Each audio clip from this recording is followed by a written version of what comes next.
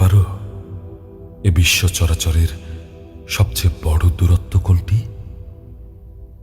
পৃথিবী থেকে নক্ষত্রগুলোর দূরত্ব?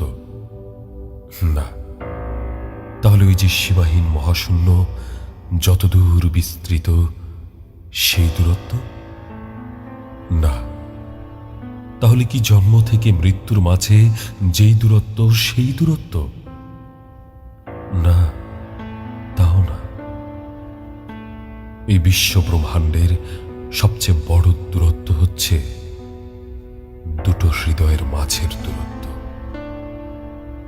যখন একটি হৃদয়ের গহীনে আরেকটি মানুষের জন্য বিরামহীন ভাবে হু হু করে রক্ত নদী বয়ে যায়, অথচ সেই আরেকটি মানুষ সেই মানুষটার অতি নিকটে থেকেও থেকে যায় অনুভূতিহীন, নির্বিকার, হৃদয় শূন্য। একটি মানুষ দিনের পর দিন ঘুমহীন রাত পার করে দেয়, তিলে তিলে হয়ে যায় কঙ্কাল সার রুগ্ন,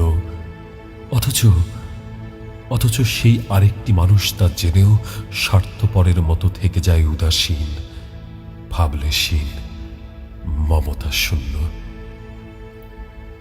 প্রিয় মানুষটিকে একটিবার ছোঁয়ার জন্য গোপনে গোপনে ভেঙে চুরমার হয়ে যায় কত মানুষ এই পৃথিবীতে।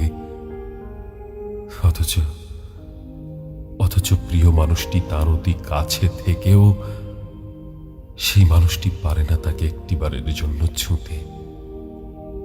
একটি মানুষ দিব্যি হাসছে, আনন্দ করছে, খেলছে, দৌড়াচ্ছে, অথচ তারই অতি নিকটে আরেকটি মানুষ খুব করুণ ভাবে ছিন্ন ভিন্ন হয়ে যাচ্ছে। এক বিপন্ন, দুঃসহ, দূরধিগম্য, রহস্যময় দূরত্ব। এই জগৎ সংসারের সব দূরত্বই একসময় অতিক্রম করা যায়, যত বড়ই হোক সে দূরত্ব।